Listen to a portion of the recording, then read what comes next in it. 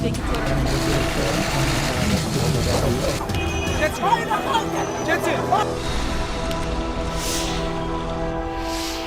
Dostlar, hər vaxtınız xeyir. Baharın gəlişi ilə əlaqədar bütün təbiətdə oyanış və təbiətin gözəlləşməsi hər birimizin gözü önündə olur və biz bununla feyziyab oluruq. Eyni zamanda təbiət oyanışını bizə daha bariz göstərən, ekoloji tarazlığımızın ən bariz qoruyucusu və göstəricisi olan arılarda da bir oyanış olur və inkişaf olur. Çiçəklər açdıqca arılar da pərvazlanır və bal toplayırlar, məhsuldarlığı artırırlar. Amma bal arıları üçün xüsusi bir qulluq lazımdır və bal arılarında verimli olmağı, məhsuldarlığı və rentabelliyi artırmaq üçün də ona özəl xüsusi qulluq lazımdır. Məhz bunu da Azərbaycanın qərb bölgəsində bildiyiniz kimi xeyli arıçılarımız var, arıçılıq sahəsində məşğul olan insanlar var və peşəkarlar da az deyil, amma eyni zamanda belə deyək, mənim kimi həvəskar arıçılar da var ki, onların da bilgilərə, hər zaman yeni informasiyalara, arıçılıqdakı innovasiyaların bilməklərində fayda var və əlbəttə ki, internet resurslarında belə informasiyalar çoxdur. Amma mən bugün Qərb Xəbər seyircilərinə məhz praktik olaraq peşəkar bir arıçı ilə söhbət edib, praktik olaraq arıçılıqda yenilikləri və hansı işlərin görülməsini, məhz təbiətin bu vaxtında, zamanın bu vaxtında arıçılığa necə qulluq edilməsi ilə bağlı sizlərin nəzərinizə bəzi informasiyaları çatdırmaq istəyirəm. Bununla bağlı mənim müsahibim peşəkar arıçı, Tovuz rayon sakini, Tovuz şəhər sakini Xəyal Qarayevdir. Xəyal bəy, xoş görmüşük. Bərəkətli olsun malınız, arıçılığınız, arxananız və sizin ümumiyyətlə biz izləyicinizik və bizim bölgədə sizin arıçılıqdakı innovasiyalar barədə əksər insanların məlumatı var. Necə qulluq etmək lazımdır? Ümumiyyətlə, hazırda arıçılığın hansı problemləri var və bu problemlərin həlli üçün bizlər nələr etməliyik və yeniliklər nədən ibarətdir? Onunla bağlı bizim dinləyicilərimizə, Qərb Xəbər tamaşaçılarına məlumat verəsiniz.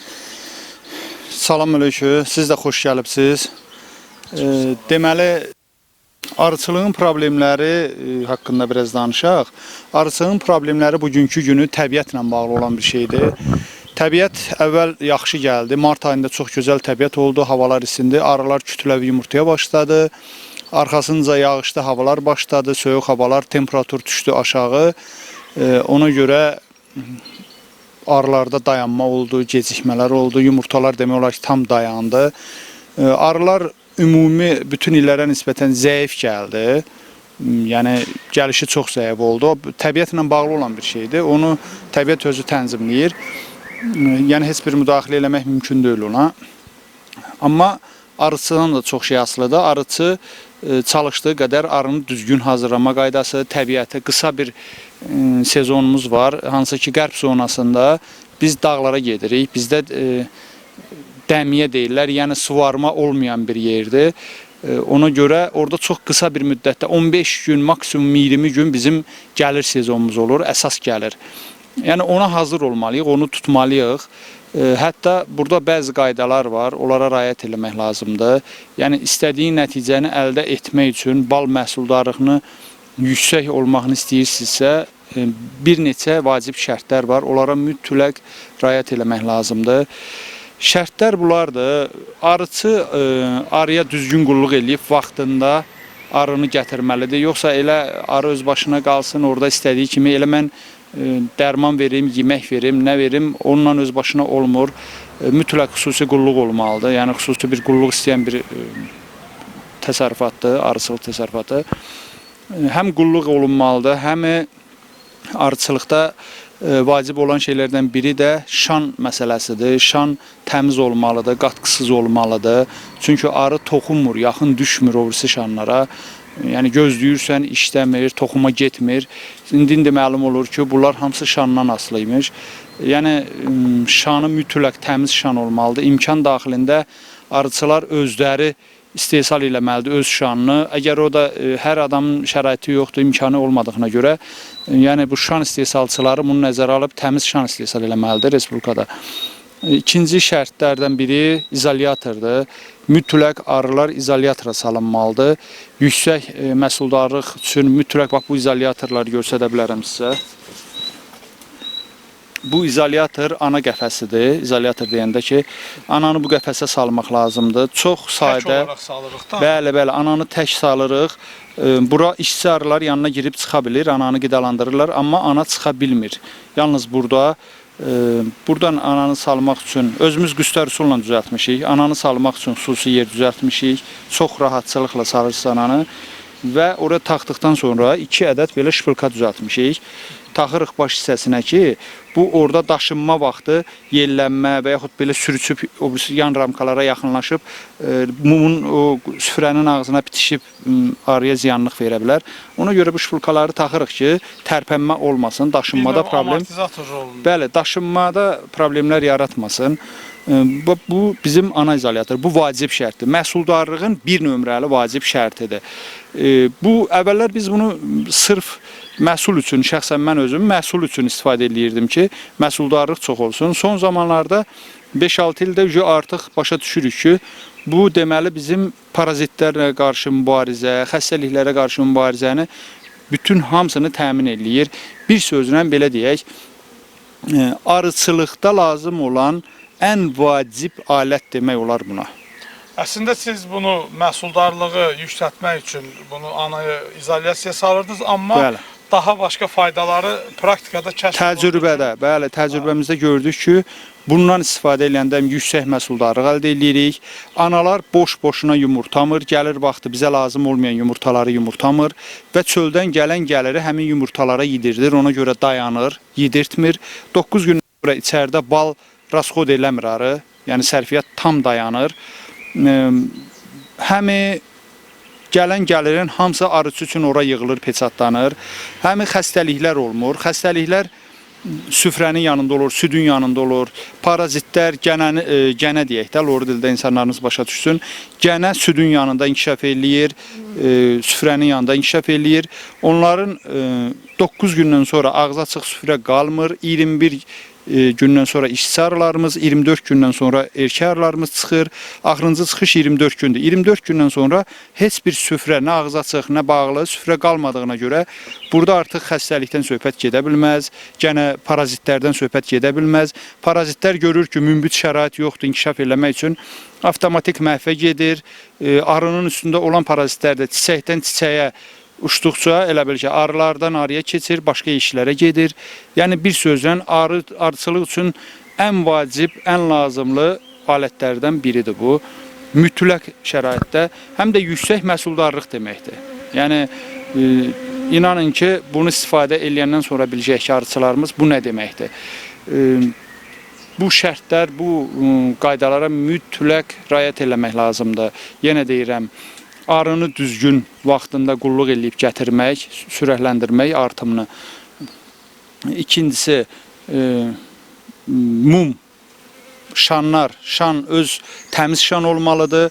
Bax, bu isə ən vacib şərtdir, izolyator. İzolyator vacib şərtlərdən biri də izolyatordur. Mütləq bundan istifadə edilməlidir. Yəni bu normal bizim əvvəl mağazalarda satılan ana keçməzi siz kəsibsiz. Bəli, bəli. 23 ramkanın ölçüsündə Türk istehsalı olan ana keçməzdir. Bunun özü düzəlibdir, xımar izolyatoru deyilən bir izolyator var. Onun üstündə düzəlib, zavod şəraitində buraxılmış bir xımar izolyatoru var. Sadəcə olaraq xımar izolyatoru çox baha başa gəldiyinə görə biz elə qüstər üsulla bu çox ucuz başa gəlibdir. Təxmini 3 manat, 3 manat 50 qəpik civarında başa gəlib və çox gözəl effekt verir. Həmin sistemi burada biz yaratmışıq. Ana keçməzi ortadan 2 kəsirik, alınır belə bir şey. Mütləq lazımdır, mütləq. Bütün arıçılara tövsiyə edirəm ki, bundan mütləq istifadə eləsinlər. Bir də analar, arıçıların hər biri özü ana yetişdirməlidir. Sort arılar çalışıb yetişdirmək lazımdır. Üzr istəyirəm, mən bu yaxında sizin bir internetdə gərək ki, TikTok sosial şəbəkəsində bir canlınıza baxdım. Orada elə bir türk arıçılar belə bununla bağlı sizlə maraqlanırlar. Deyəsən, Türkiyədə belə bu innovasiya ilk dəfə görürlər və sizdən eşidirlər. Hə, çox demək olar ki, istifadə eləməyiblər, amma artıq başa saldıq, izahat verdik ki, budur, tam Biri siz bunun izah eləmək çox vaxt aparan bir şeydir. Mən qısaca təlimat verdim, amma əslində bunun üçün xeyli vaxt lazımdır ki, tam izahat versək, arıçılar dərk edəcək ki, artıq nə demək istəyirik və özləri istəyəcəklər ki, bundan istifadə eləsinlər. Həm də bir şey var ki, bu arıçılıqda zərər vericilərdən qorunmağın orqanik yoludur. Ən gözəl, ən təbii, inanın ki, bundan istifadə eləyəndə arada dərman da istifadə eləmirsən. Bir dəfə mən dərman istifadə eləmişəm, gənə dərmanı. Məhsul süzümündən 2-3 gün sonra ananasır buraxırıq buradan. Bir dəfə dərmandan istifadə eləyirik, gənə dərmandan. Sonra heç bir dərmandan istifadə eləmirik. Çünki nə var? Arının üstündədir, artıq yuva olmadığına görə yuvada gənə yoxdur. Arının üstündə olan da bir dəfə dərmanlamaqla sıfıra düşür və payız yumurtasını arı tam gənə zədəsi almadan təmiz bir yuvada süfrə yumurtlamağa başlayır və istirahət elədiyinə görə kütləvi yumurta qoyur. Qışlamaya güclü gedir. Bir neçə 10-8 ramkada gedir və yaza da həmin qaydada çıxır. Arıçılarımızın problemlərindən biri də odur ki, arıçılar deyir ki, mənim arım 10 ramkada girmişdi, qışa yaza 1 ramkada çıxdı, ya bir ovucarı ilə çıxdı. Hamısı gənə zədəsidir. Bütün problemlərin başında gənə durur, parazit. Ona görə də bundan istifadə etmək lazımdır ki, bütün o problemlərlə qarşılaşmasınlar. Bir də yaxşı arıların yaz gəlişi güclü olması üçün həm gənə zədəsi olmamalıdır, həm də imkan daxilində arılar təzələnməlidir, analar yenilənməlidir. Yeni analar hər il olmasa da 2 ildən bir anaları yetişdirib, hər bir arı sözü yetişdirib. Seleksiya deyilən bir qayda var. Seleksiya nə deməkdir? Arıxanada ən yaxşı, ən sakit, ən güclü məhsul verən arını süfrəsindən nəsil artırıb, arıxananın analarını dəyişirsiniz və yaz gəlişi cavan arıda fərqlənir, tez gəlir, tez seçilir. İndi burada yeni ana köçürtməniz ya hansı bir işiniz var mı? Bu yeşikdə biz start yeşiklərimiz başqadır. Burada artıq bəsləyiciyə vermişik. Qoy çıxardım. Rahat.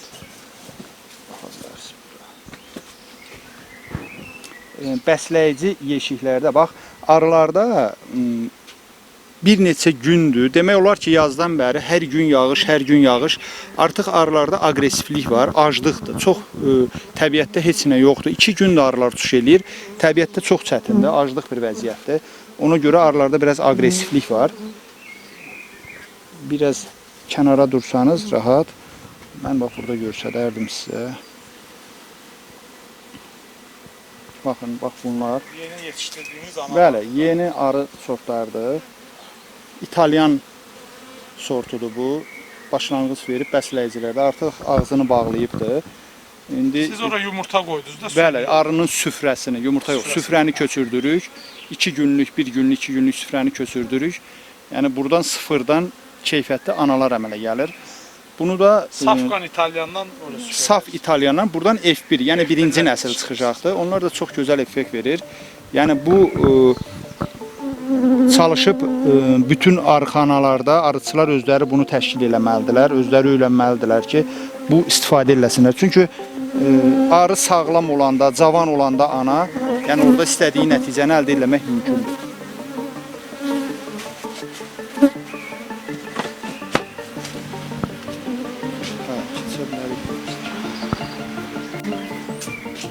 Ondan bağlı açılan taxta stanır olsun.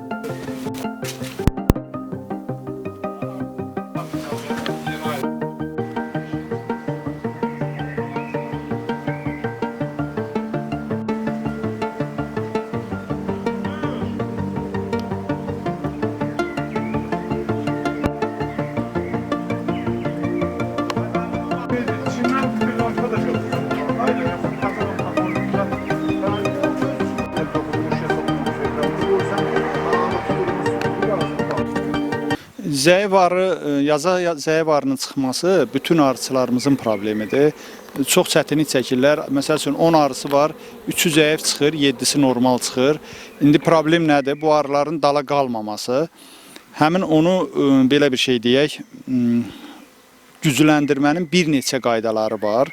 Amma ən hasant, ən rahat qaydalar var. Hansı ki 15-20 dəqiqə həmin arıları 3 ramkalıq arını 5-6 ramka eləmək mümkündür. Yəni bunun üçün heç bir dərmanmı, artıq əslində nəsə vermək, qida məhsulu, vitamin mi nə, onlara ehtiyac yoxdur. Onlar artıq şeylərdir. Zaten o arının özünün gücü olsa, o istədiyi qədər yumurta qoyar. Deməli qoşun zəifdir. 2 ramka, 3 ramkada o qədər də yumurta qoyur. Biz nə etməliyik? Birinci, hər bir arıdan, məsəl üçün 6-7 ədəd arımız var.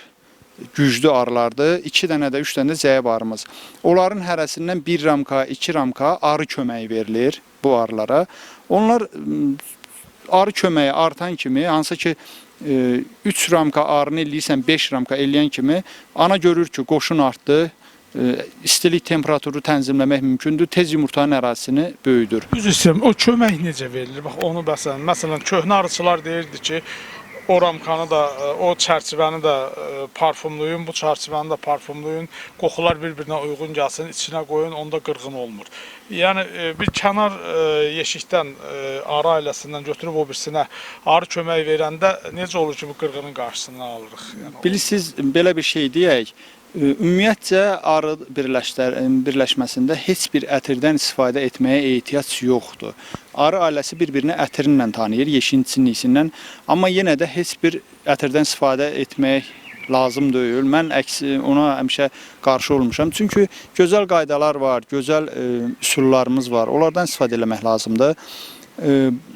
Bir arını gücləndirmək üçün ikinci mərtəbəni boş formada qoyursan həmin arının üstünə, bir balaca, bir 2 santlıq, 3 santlıq bir yer qoyursunuz, alt mərtəbəyə keçid. Hansı ki, yem qabının yeri ola bilər, əlavə bir küncündən qatlaya bilərsiniz dəsmalın, onlar da ola bilər.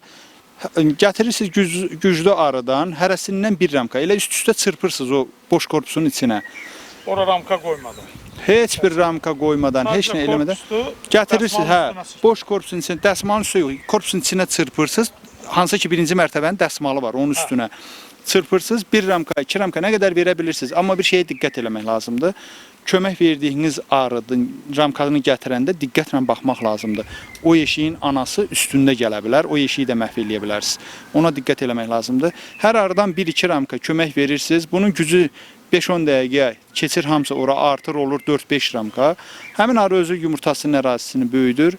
Yəni o bir sarnada heç bir zədə dəymir, zəifləmə olmur. Yəni o 1 ramka o güclü arı üçün heç nə bir sayılır. Çox gözəl nəticə olur, çox gözəl artım olur. Tam təbii üsulla. Tam təbii, heç bir. Sonra əgər əvvəlcə arı gücü verirsiniz, əgər güclü arınız varsa, qurtlu ramkalar, süfrəli ramkalar varsa, çırpıb eləcə arısız ramka da verə bilərsiniz. Çünki onu gücləndirdiniz artıq. Bir yarım saatdan 40 dəqiqədən sonra qurtlu ramkanı verə bilərsiniz. Bəzi arıçılarımız onu başa düşmürlər. Deyirlər ki, güclü qurtlu ramka verək, arısını çırpır gətirib qurtlu ramka verirlər. O arının gücü yoxdur onu isitməyə. O qurtlu ramka orada soyuqluyur, məhvə gedir. Onun gücü olsa zaten özü yumurtayardı. Ona görə də birinci arı köməyi verib, sonra qurtlu ramka verə bilərsiniz. Heç ona ehtiyac da yoxdur. Çünki özü avtomatik olaraq yumurtanın ərazisini böyüdür, artırır. Çünki qoşun çoxalıb içərdə. Bəs bir arıçılıq bazarında belə deyim, xeyli vitaminlər var, nə bilim, mineralla qarışıq şeylər, qatqılar var ki, bunu şiriyə qatın, şurupa qatın. Bunlara münasibətiniz necədir? Valla mən öz arıxanamda heç nədən istifadə eləmirəm.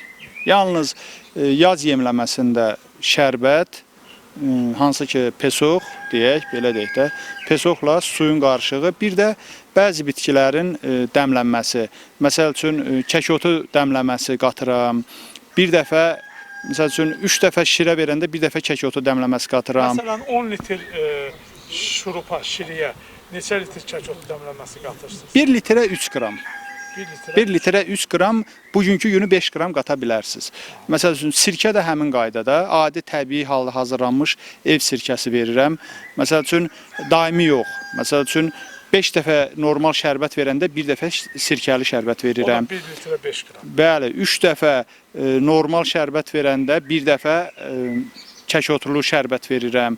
O, hansı ki, kəkotu bilirsiniz də, timol qarışığı var kəkotun tərkibində. Ona görə çox gözəl effekt verir, gəniyə qarşı da, nəfəs yolunun gənəsinə də, hamısına köməyi dəyir. Həm də arının, sirkə bütün arının mədə bağırsaq sistemini qaydaya salır.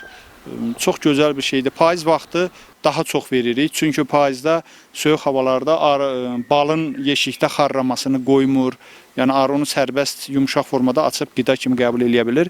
Yenə də oraya depoladığı balın tərkibində olduğuna görə qışda da orada nətər saxlayırsa, yumşaq saxlayırsa balı, arının mədə bağırsağında həmin qaydada yumşaldır, düzgün sistemi düzgün işləyir də, mədə bağırsaq sistemi düzgün işləyir arının. Xəyal bəy, sonda müsahibəmizin bu arıçılıqla bağlı son bölümündə özət olaraq yeni başlayan arıçılarımıza nə tövsiyə edərdiniz ki, məsələn 2-3 yeşiklə başlayan arıçılarımız var. Onlara ilkin olaraq arıçılığa giriş üçün nələr etsinlər və bu yazda hansı işləri görsünlər qısa? Bir şey deyim, deməli əvvəllər bir 20 il bundan, 30 il bundan qabaq, 40 il bundan qabaq arıçılar çox əziyyət çəkirdilər. Yəni arı haqqında çox zəif inkişaf var idi, arıçılıq barədə nəsə soruşmağa insan tapılmırdı, arıçı tapılmırdı, çox əziyyətlər çəkirdi arıçılar. Qardaş, indi hər yerdə TikTok səhifələri, nə bilim, WhatsApp qrupları yaradılıbdır, arıçılarla təcrübəli arıçılar var, hər yerdə əlaqə var, çalışsınlar, qoşulsunlar həmin qruplara. Biz məsəl üçün qərb arıçılar yığıncağı təşkil edirik özümüz. Yığışırıq bütün qərb zonasını, bilən arıçılar gəlirlər. İndi bu dəqiqə sezonun vaxtı deyil, ona görə hamının işi gücü çoxdur. Sentyabrdan yəqin ki yenə başlayacağıq. Qərb yığıncaqları, arıçıların yığıncağı olacaqdır. Yəqin ki sizə dəvət edəcəyik. Çəkiliş eləyərsiniz. Orada çox şeyləri öyrənirlər, çox şeyləri başa salırıq. Yəni həqiqətən çox böyük köməyi olur arıçılara. Çalışsınlar, təcrübəli arıçılarla məsləhət eləsinlər. Gedib, yəni öz bildikləri kimi nəsə eləməsinlər də. Yəni arı elə bir təsərrüfatdır ki, yəni düzgün qaydada yolunu işləmək lazımdır, düzgün qaydada qulluq eləmək lazımdır. Və bəzi şeylər var, arıçılara yəni demək istəyirəm, bəzi qaydalar var, hansı ki yazılmamış qanunlar deyək də onlara. Yəni onu arıçıya nə qədər danışsan da, başa salsan da o xeyri yoxdur. Gərək arıçı onu həmi təcrübədə qazana, həmi gözü görə, həmi o təcrübədə o hadisələrə rast gələ. Yoxsa o mümkün deyil o arıçının başa düşməyi. Yəni bəzi şeylər var. Amma bizim arıçılara yenə deyiləm. Mən bunu həmişə demişəm.